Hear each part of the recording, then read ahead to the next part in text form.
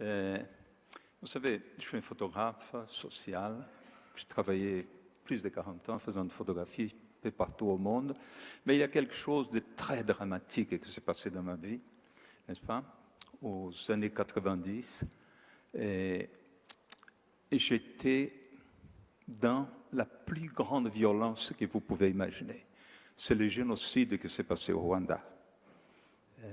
J'ai fréquenté ce génocide à plusieurs moments.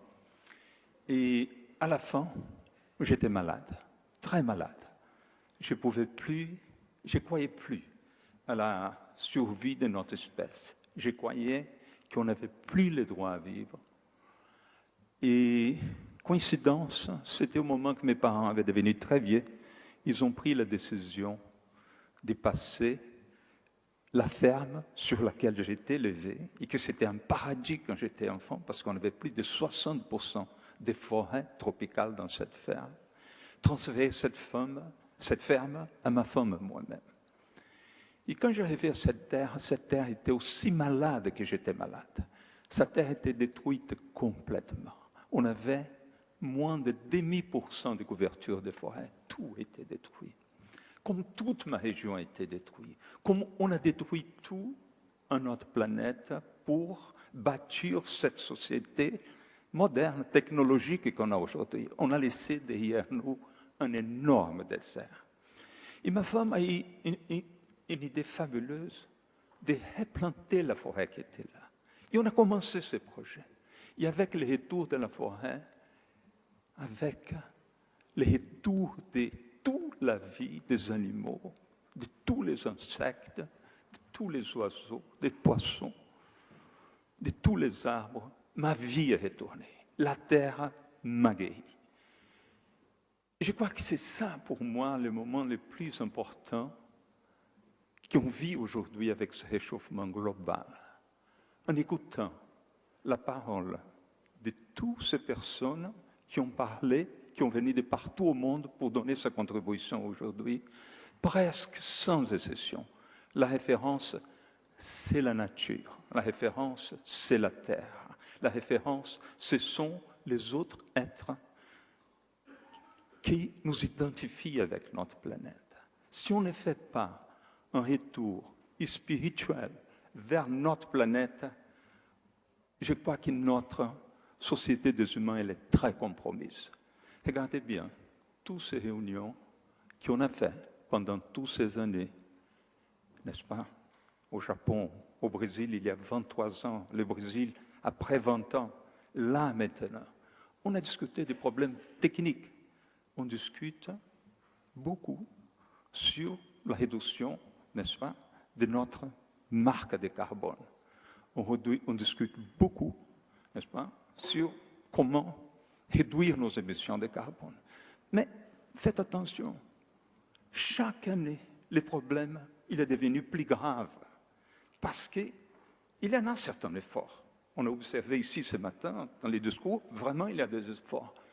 Mais le nombre de pressions qui viennent vers la société de consommation, elle augmente cette marque de carbone, chaque fois plus, par le nombre de personnes qui arrivent.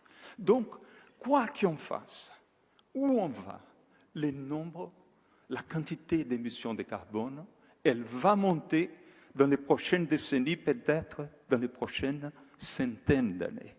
Donc, peut-être qu'il y a une solution. Et la solution, peut-être que vous êtes apportés ici aujourd'hui, presque tous sans exception, c'est retourner à la nature. Il y en a qui un être, un seul être dans cette planète capable de transformer le dioxyde de carbone en oxygène. Ce sont les arbres. Qu'est-ce qu'on a fait avec les arbres? On les a tués sans cesse. On continue à les tuer sans cesse. N'est-ce pas? Il faut qu'on reconstruise notre forêt. Comme nous, on a fait, on a planté avec ma femme, sur le périmètre de la ferme de mes parents, plus de 2 millions d'arbres. On a planté dans les terres publiques autour de notre périmètre presque 4 millions d'arbres. Nous, on n'est pas riches. Je suis un photographe. Ma femme, c'est un designer. Elle dessine des livres, elle dessine des expositions. Mais c'était avec la solidarité de tout le monde. avec la solidarité, on peut faire. Et la seule manière pour nous de réduire nos émissions de carbone, c'est en plantant des arbres. Pas n'importe quel arbre. Un pays comme la France, il a 29,3% de couverture de forêts. Mais ce n'est pas des vraies forêts, il y a très peu. C'est des monocultures d'arbres exotiques dans des régions. Il faut planter des forêts qui équilibrent un écosystème. Des forêts avec des arbres natifs. Il faut récolter les semences autour d'une région et planter les arbres de ces régions. Parce que les fourmis, les termites, les serpents, ils aiment ces essences, ils n'aiment pas d'autres. Qu'on plante des forêts qui ne sont pas de cet endroit, ça devient des forêts silencieuses. Les animaux ne viennent pas, n'est-ce pas?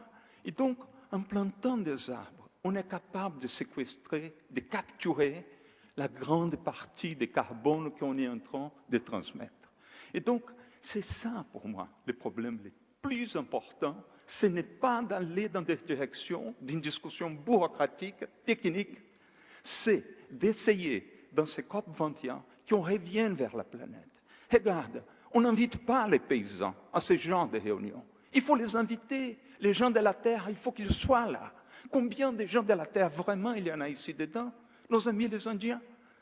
Mais ils représentent une partie qui existe déjà, qu'il faut les protéger. Il y a une grande partie de la planète, à peu près 45-46%, selon la Conservation internationale, qui c'est encore pur comme le jour de Genesis.